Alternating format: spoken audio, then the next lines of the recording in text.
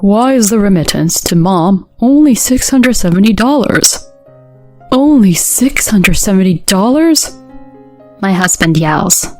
I had reached my limit. Take a good look at the contents of your mother's account on that paper, I said bluntly.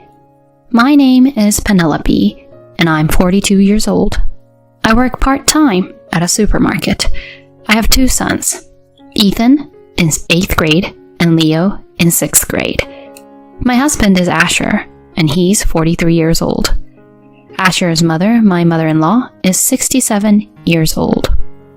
Since her husband passed away, my mother-in-law has been living alone. Even though she's eligible for a pension, the amount is still low in these difficult times. When my father-in-law died, we discussed it. I owe him for raising me. In the future, he'll probably become weaker too. If I think of it as a caregiving expense, I've decided to send a monthly allowance of $335. They said the house loan is also paid off. Recently, my late father-in-law left behind an inheritance of $200,000. The inheritance left by my father-in-law. In accordance with my father-in-law's will, my husband, who is an only child, agreed to have my mother-in-law receive the entire amount. I had a feeling that maybe we could get by with that. Living with no income and watching money deplete is scary. So my mother-in-law said this, and, well, I can understand her point to some extent. Therefore, I started giving her an allowance, albeit symbolically. However, not even a year had passed since that decision when my mother-in-law called in tears, leading to a dispute over the allowance amount. Because of COVID, I can't go to the cheaper supermarket. So that's why she can't save. Well, it's true that COVID can be scary for some people, said my husband. That's right. It's because going out is scary. In that case, when there's something you want to buy, just let me know. On my way back from work, I can pick it up from the specified supermarket if you like, I suggested. Then, my mother-in-law responded, That's not it. That's not it. It's not just groceries. It's also everyday items, she began to say. Well, I guess that makes sense. So, it's not just about food. Ah, I see. Okay, then I'll go to the designated store for everyday items as well, I said, and my mother-in-law exclaimed, Honestly, do I have to spell it out this much for you to understand? It's not just everyday items and groceries, is it? Things like hair dye to cover gray hair too. That as well, she shouted. In other words, please, don't make a mother like me spell it out this much. I'm saying that the allowance isn't enough. I'm sorry, Mother. My husband's body language also seemed overly apologetic towards his mother over the phone. For now, I'll increase it to $670, he said, without consulting me. Huh? $670? It's quite a significant amount. I couldn't hide my surprise at the decision made without my consent. Speaking of $670, it's almost like taking all of my part-time job earnings. Plus, our older child will be taking entrance exams soon, and we can't skip on sending them to cram school. I asked the store manager to increase my part-time hours, but in doing so, it became challenging to manage the household. Mom, you're never home at night, my younger child complained. I'm sorry, sweetheart. Mom is working hard to earn money for us. I lowered my head and said, I made a really cool piggy bank today and got praised for it. But I can't even talk about that now.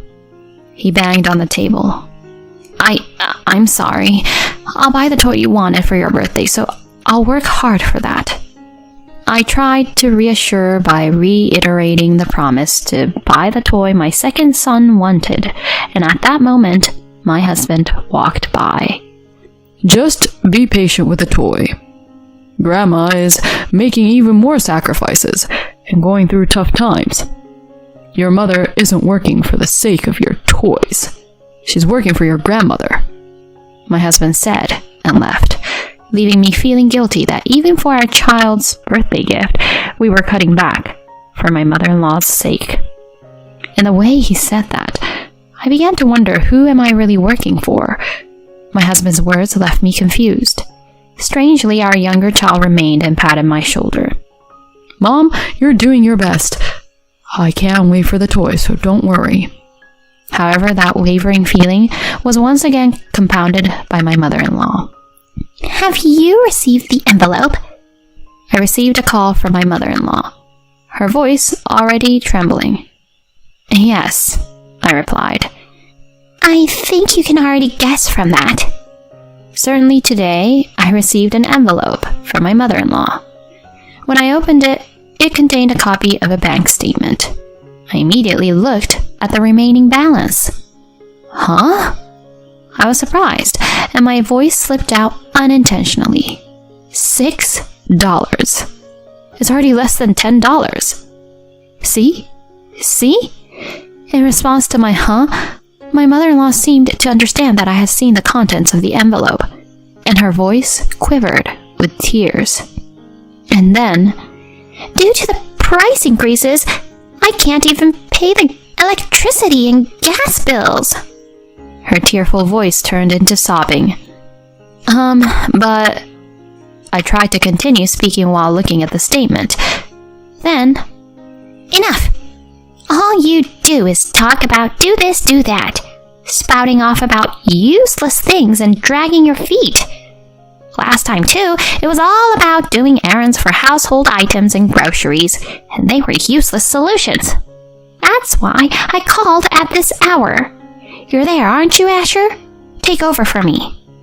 I could sense from the phone conversation. My husband had already come close, and he said, "Mom, let me take over," as he took the receiver from me. Yeah. After this exchange, Asher said, "Huh? Oh no. Letting her use up the entire inheritance? Letting the balance drop below $10? I'm sorry. I think this is definitely a misfortune for my humble parents." Yeah, I understand. So starting from next month, if I send $2,000 each month, will that be okay?" He blurted out. "What? $2,000? How on earth could the allowance amount be that much?" I was standing there in shock as I listened. After he hung up the phone, Asher exclaimed, "Why is the allowance for Mom only $670? Only $670. I told you, at least $670. I thought you had increased it." He shouted angrily. "But you see, inside that envelope..." I tried to make a counter-argument, but he interrupted me and continued. "I told you, I owe her for raising me. In the future, she'll probably become weaker. If you think of it as caregiving expenses, why is it that my mother is in such a heartbreaking situation?" He further escalated his outburst with a louder voice. I was at my limit too.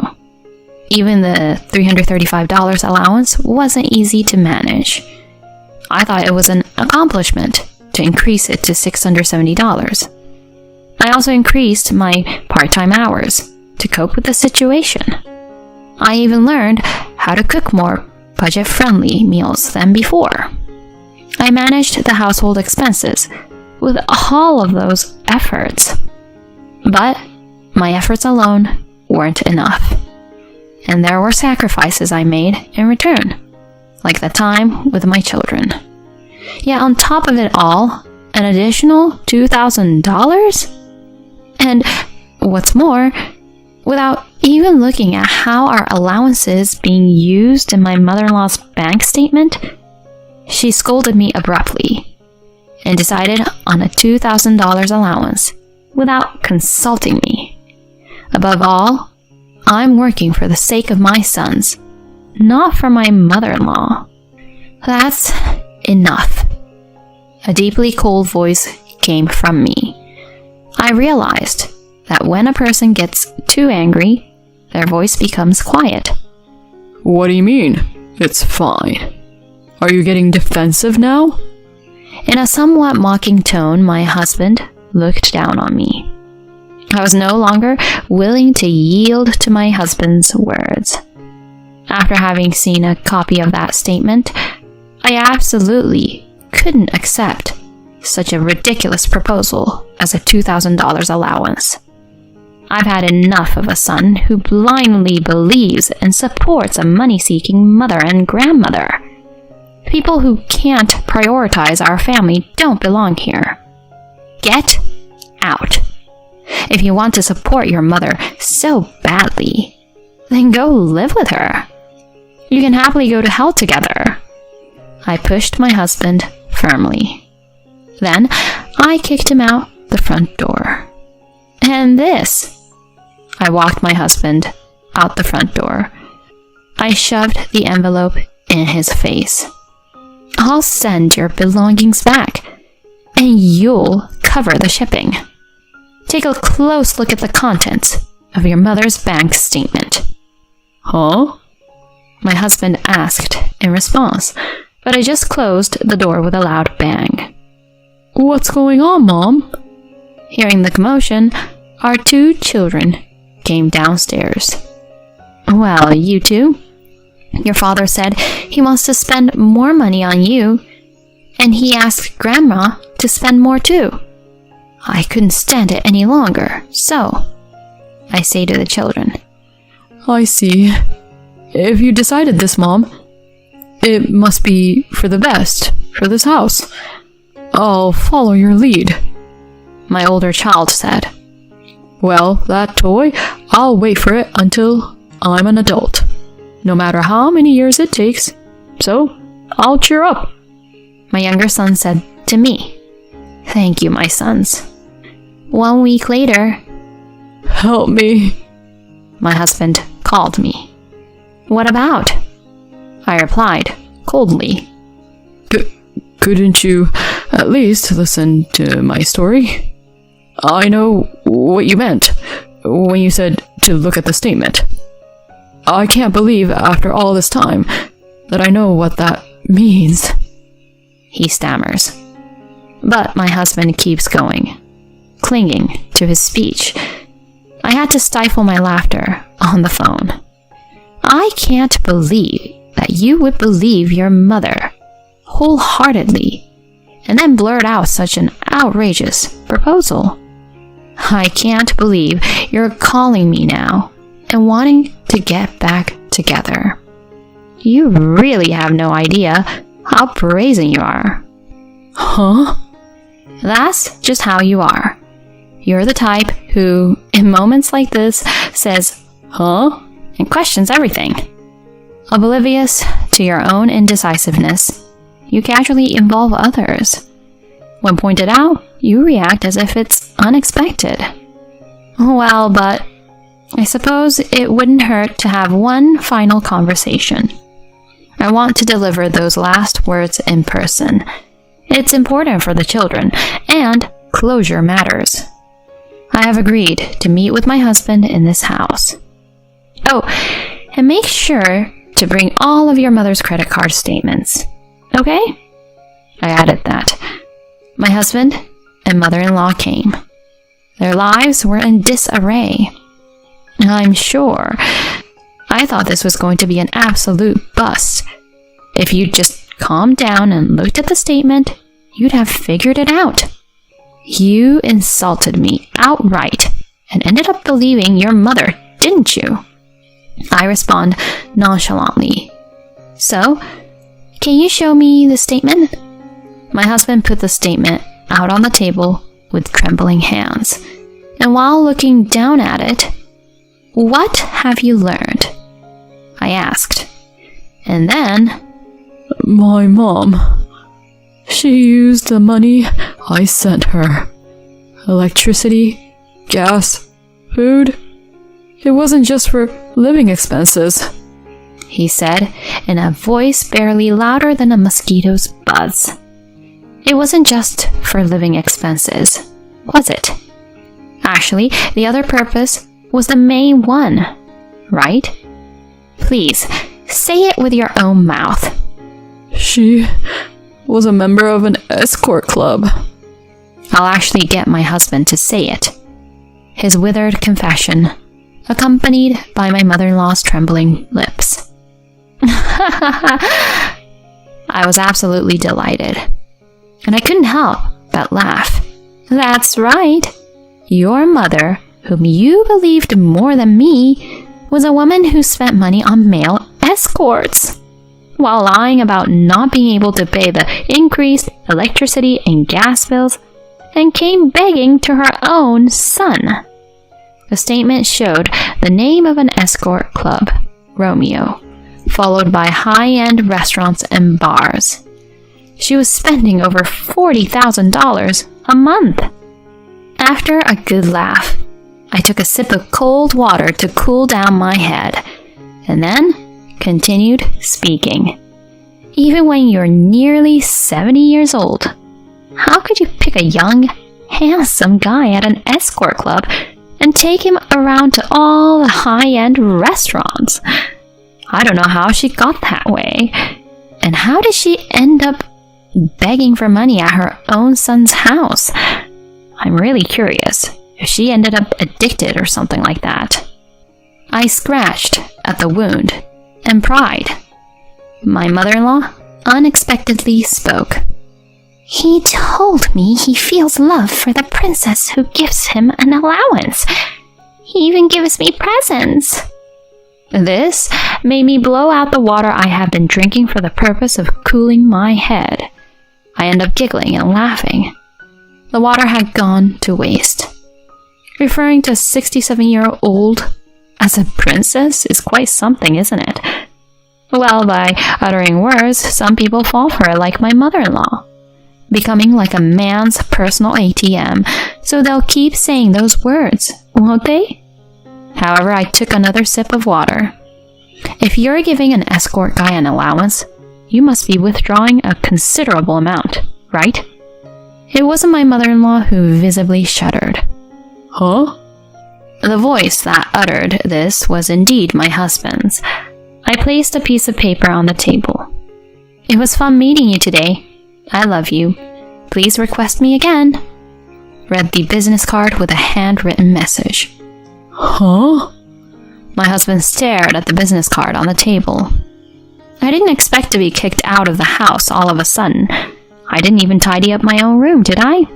I found your stuff while I was cleaning up your things. Even the strange money deductions. It all makes sense now. Yes, that's right, so it's not just my fault. My mother-in-law shouted in a hoarse voice. There was a glass of lemonade in front of her, but she hadn't touched it at all. It might be expected since she had been continuously blamed. However, as the target of blame shifted, she attempted an unexpected turnaround. What? My husband's voice trembles as he reacts to this blow. But because I've been laughed at this much, am I the only one being ridiculous? Isn't that so unfair? Huh? No, just wait a minute. You're making me spend this much money and now you're saying this? That's my line. Asking for money because your allowance isn't enough? I can't believe you're into escort girls too. Like parent, like child. Must be an annoying way to spend money. It's over now, isn't it? Both of you are done, right? Ugh. At my words, both my husband and mother-in-law had no words left. Enough is enough. I called the children on the second floor. Come down for a minute. The two children came down. We're parting ways because your dad and grandma have been spending too much money on themselves until now, I said. Your dad has been spending a lot of money on another woman, and your grandma has been spending a lot of money on a younger man. They want even more, I explained candidly. Hold on, don't say that in front of the kids. My husband tried to intervene, but No, if we're using money like that, Mom will have no choice but to say something. I don't like you, Dad, trying to hide things. The older child continued. I mean, giving money to other people and then saying there's no money for my toys? Don't mess around. I might be okay without toys, but my big brother probably has tutoring fees to pay. The younger one said, That's right.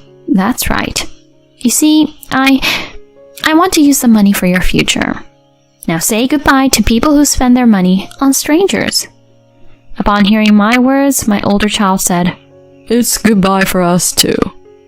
My younger child said, I'll learn to do without toys. It's despicable that he spent money on something other than you, Mom. In the end, it was only natural, but I cut ties with both my husband and my mother-in-law. I got a large amount of alimony because of the divorce due to my husband and mother-in-law's spending. On the other hand, my husband and mother-in-law, who had once indulged in frivolous spending, were a regrettable case, and I could anticipate the consequences. They continued to indulge until they hit rock bottom. As a result, it seems they accumulated debts to the extent that they had to let go of the house. Even though they have to pay both alimony and child support, what on earth are they doing? Of course, I have no intention of making concessions. I expect them to pay in full. I continued to work part-time after that. We couldn't afford many luxuries, but somehow the three of us managed to lead a decent life. It's modest, but I want to do what I can for the children. I hope to continue living harmoniously with the three of us in the future.